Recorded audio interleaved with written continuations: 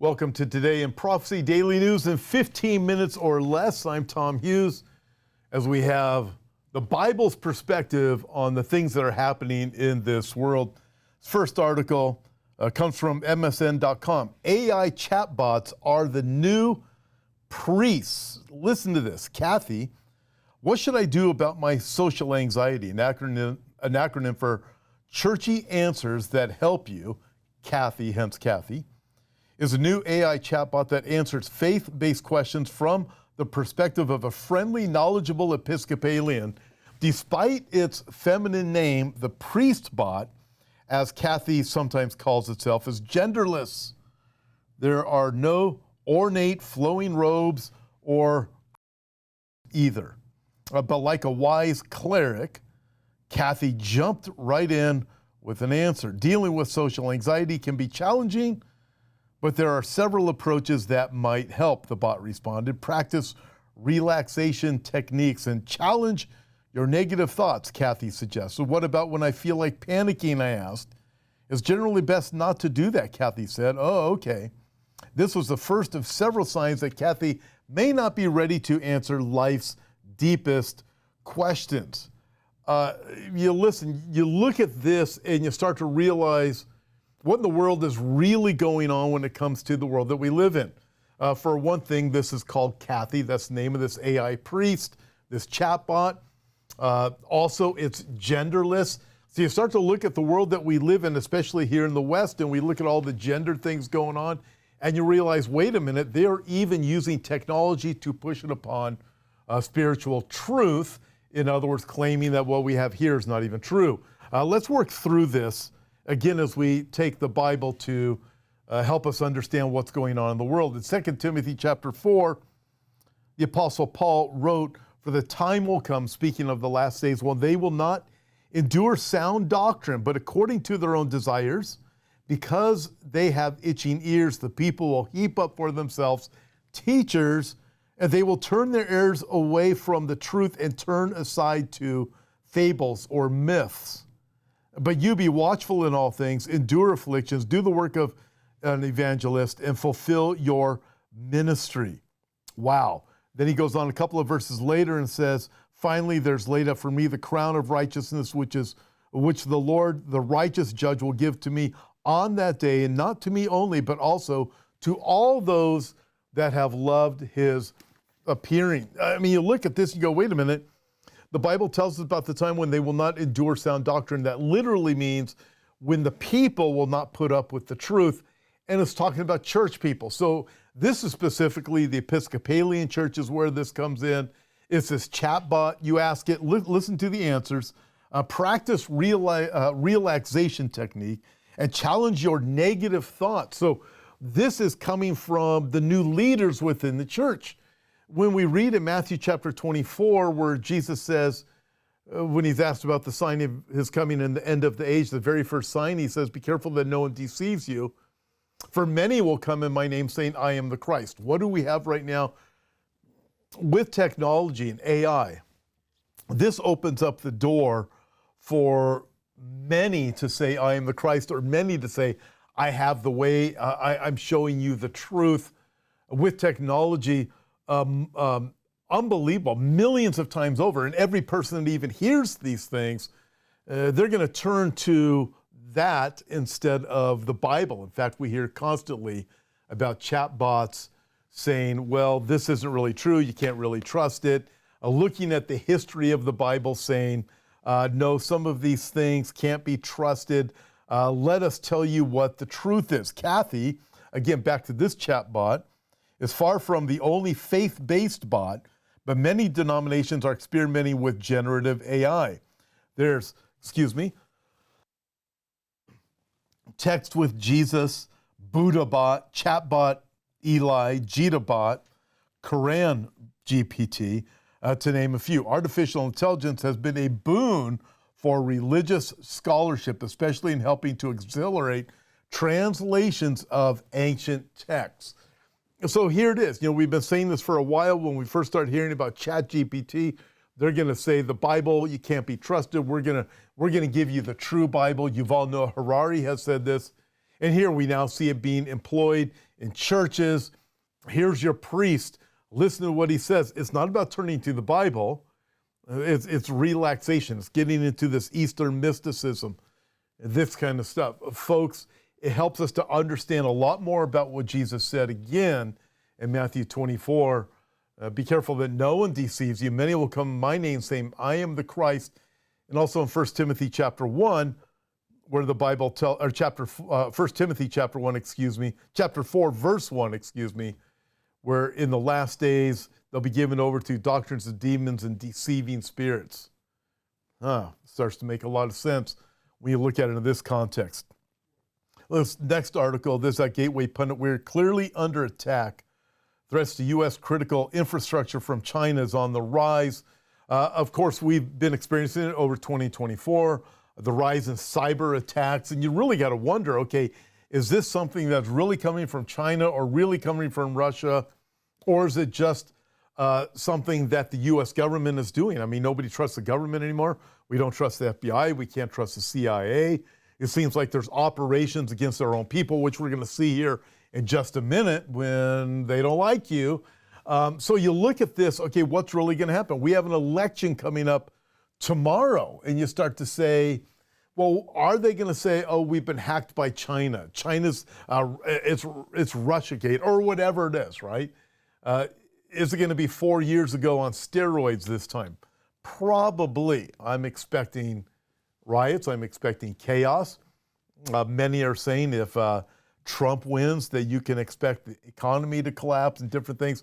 But people are projecting it's going to be done intentionally to stop the threat against globalism that someone like Trump brings.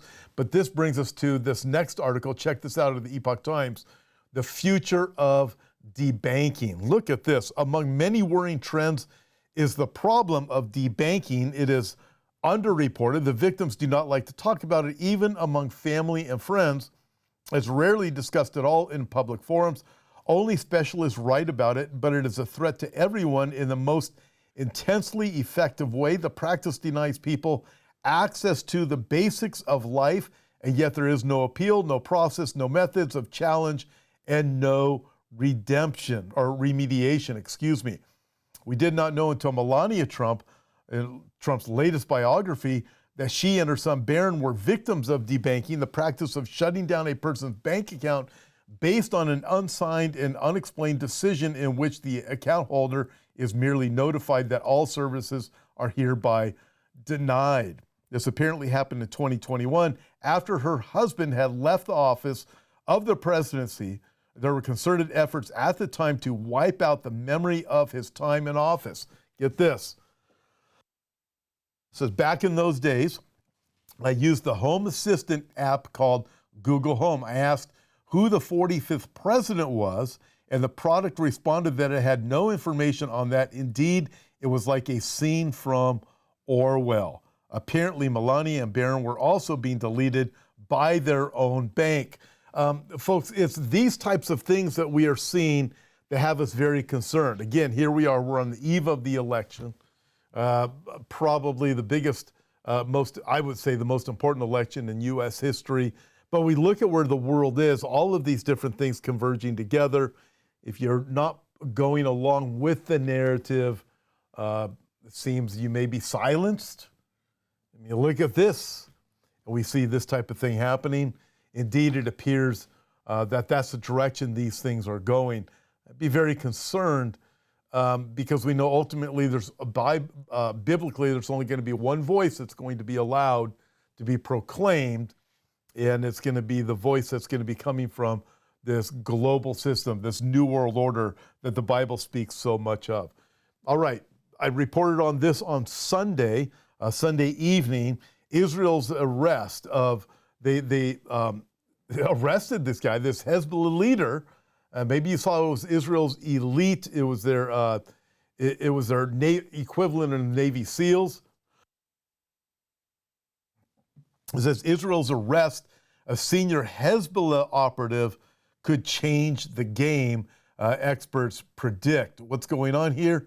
Well, it says here, the arrest of this senior Hezbollah officer, it now causes embarrassment and a strategic dilemma for Hezbollah. Will Hezbollah alter its plans? They must decide whether to alter their operational plans or relocate bases or gamble that the detainee won't divulge critical information. The operation raises many questions about Hezbollah's naval strength, which has been somewhat of an enigma until now. We know they've received training from Iran, whose navy excels in small-scale assaults and fast boats. The question remains where Hezbollah stores its equipment and what its future plans entail.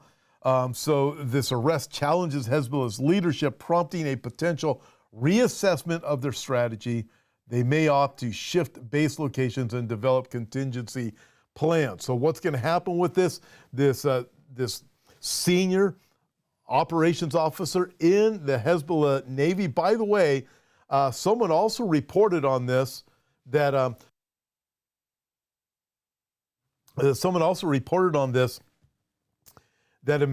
he may have actually been an Israeli operative that was discovered. So the Israeli the Israeli SEAL team, as we would call the equivalent of, went in and had to rescue him out of Lebanon. So exactly what's going on here, we don't know for sure. But if indeed he was a major Hezbollah operative and taken, will he talk? Mossad has an interesting way of getting information out of people. Or is he an actual Israeli operative that was rescued before they got a hold of him? Interesting dynamic as we look at this. All right. Last thing I'm going to show you is a video. This is out of PragerU, but I think it helps us to understand the world that we live in. And the reason I'm showing you this video, again, is because we have an election tomorrow. For those of you who watch baseball, you know that the Dodgers beat the Yankees last week. Well, what happened is Dodger fans in Los Angeles, you'd think they'd be celebrating. Instead, what do? They decide to burn their town down. But this is, I remember watching this kind of stuff going on in the 1980s. If your team wins, you burn the town down. If your team loses, you burn the town down. This is from PragerU, and it helps us to understand the dynamic of the world that we live in and what's been created because of the lack of Judeo-Christian principles coming from the top and not being taught in churches anymore. Watch this short video.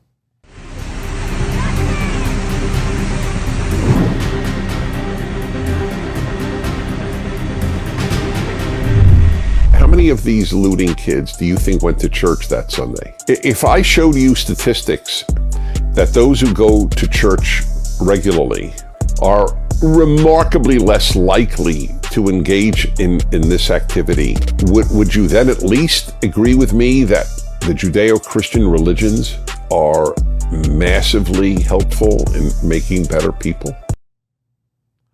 I think Dennis Prager said it well. So we live in a world here in America, the entire West, where Christianity is pretty much being removed. The whole Judeo-Christian principle thinking has been removed. We bring in all the wokeism. We even have satanic temples. We bring in Satanism into schools. We tell children not to believe in God. We discredit the Bible at virtually every possible turn. And then we have a society like this that's been created. Who do you think is creating this society? Spiritually, we can say it's the devil, but really it's people who are playing on the devil's team. Jesus himself, he warned, he said, either you're for me or you are against me. You're on one side or the other. So the reason I showed you this video is because we have this environment that's been created spiritually. We have an election that's taking place tomorrow night, finishing up tomorrow night. I believe that all of these lack of biblical principles will play on the chaos that is going to be created by the globalists because they want it to.